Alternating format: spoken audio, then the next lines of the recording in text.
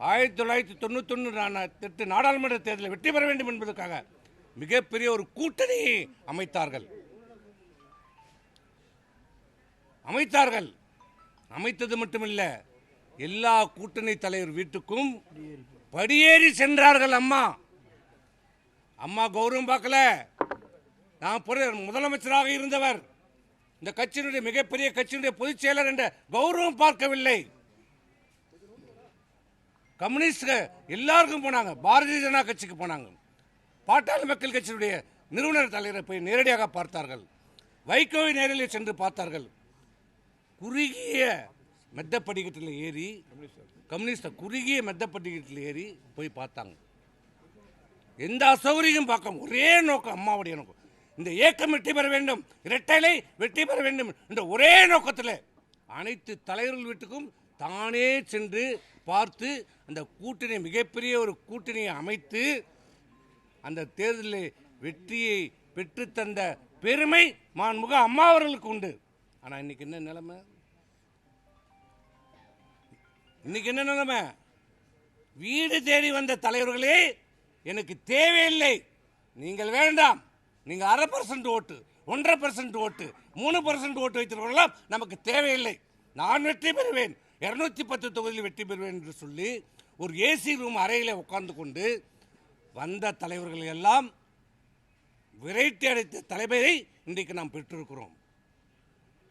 இன்றைக்கு அவர்கள் எல்லாம் அரவணைத்திருந்தால் இன்றைக்கு தமிழக வெற்றி கழகமாகட்டும், கடைசி நேரத்தில் கூட நம்முடைய அனைத்து இந்திய அண்ணா திராவிட முன்னேற்ற கழகத்திலே கூட்டணி அமைப்பதற்கு அவர்கள் தயாராக இருந்த போதும் நாங்களும் சென்று அவருடன் கூட்டணி வைத்தால் நம்ம மிகப்பெரிய வெற்றியை பெறலாம் என்று சொன்னபோது எங்களை எல்லாம் எடுத்தெறிஞ்சு பேசிவிட்டு, எனக்கு தெரியும்,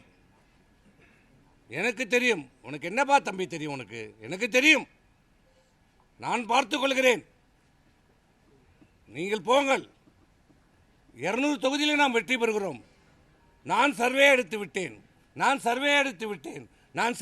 விட்டேன் சொன்னாரே கோசம் இதுவரை அந்த சர்வே என்ன என்பதை எந்த நிர்வாகிகளுக்கும் காட்டதில்லை. எந்த மாவட்டம் என்ன சொன்ன ஒரு சர்வே எடுத்தால், இப்போ என்னுடைய விழுப்புரம் மாவட்டத்தில் எடுக்கிறார். எதுக்காக சர்வே எடுக்கிறோம்? எங்கே பலமாக இருக்கிறோம், எங்கே பலவீனமாக இருக்கிறோம், எங்கே பணியாற்ற வேண்டும் என்பதற்காக தான் எடுக்கிறோம். அப்போ அது எங்களிடம் பகிர்ந்தால் தானே இந்த பகுதியிலே உங்களுக்கு பலமாக இருக்கிறது, இந்த பகுதியில் பலவீனமாக இருக்குது, இதை போய் பாருங்கள் சொன்னால் தான் எங்களுக்கு தெரியும். அதை தாம் பாக்கெட்டுக்குள்ளே வைத்துக்கொண்டு யாரை வைத்து எடுத்தார்? இந்த இயக்கம் தொண்டர்களுடைய இயக்கம், தொண்டர்களால் தொடங்கப்பட்ட ஒரு இயக்கம், குடும்பத்தின் ஆதிக்கம் இல்லாத ஒரு இயக்கத்தை தான் நாங்கள் இதுவரை இந்த 50 ஆண்டு காலமாக பார்த்தோம். ஆனால் என்றைக்கு இவரை கழகத்தினுடைய பொதுச் செயலாளராக தேர்ந்தெடுத்தோமோ அன்றைக்கே இது ஒரு குடும்பத்தின் பிடியில் சென்று விட்டது. இன்றைக்கு மாமன் என்கிறார், மச்சான் என்கிறார், பிள்ளை என்கிறார். யார் அவர்கள்? இந்த இயக்கத்துக்கு உழைத்தார்களா, பாடுபட்டார்களா? முதலில் உங்களை பொதுச் செயலாளர் ஆக்குவதற்கு அவருடைய பங்கு என்ன? இன்னைக்கு நீங்கள் பொதுச் செயலாளர் உங்களை நாங்களெல்லாம் உட்கார வைத்த பிறகுதான் இவர்களெல்லாம் உங்களுக்கு கண்ணு தெரிகிறதா? ஆனால் இப்படி இந்த இயக்கம் இதுவரை இன்றைக்கு அவர் பேட்டி கொடுக்கின்ற போது கூட 47 தொகுதியிலே நாம் வெற்றி பெற்றிருக்கிறோம், இதுவே மிகப்பெரிய வெற்றி என்று சொல்கிறார் என்றால் தமிழகத்துடைய மக்களும் அனைத்து இந்திய அண்ணா திராவிட முன்னேற்ற கழக தொண்டர்களும் புரிந்து கொள்ள வேண்டும். அம்மா அவர்கள் 2வது முறையாக புரட்சி தலைவர் அவர்கள் வெற்றி பெற்ற பிறகு தொடர் வெற்றி. அந்த வெற்றியை இதுவரைக்கும் தமிழ்நாடு அரசியலிலே எந்த தலைவரும் இதுவரை பெறவில்லை. தலைவருடைய மறைவிற்கு பிறகு யாரும் 2வது முறையாக வெற்றி பெறவில்லை.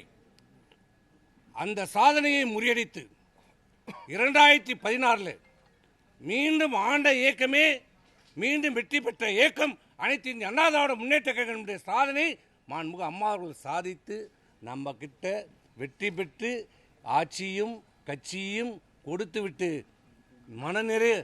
நிறைவாக நமக்கு வெற்றி பெற்று கொடுத்தாங்க. ஆனால் இன்னைக்கு என்ன நிலைமை?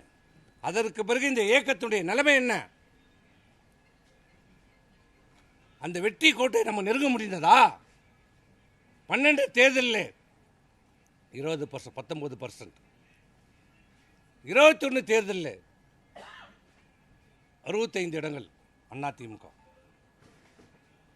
24 பல தொகுதியிலே டெபாசிட் எழுந்திருக்கிறோம்.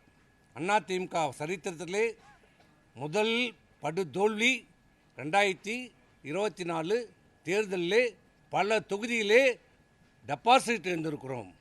3வது இடம் சென்றோம். அப்போதும் புரிந்து கொள்ளவில்லை. சொன்னோம்.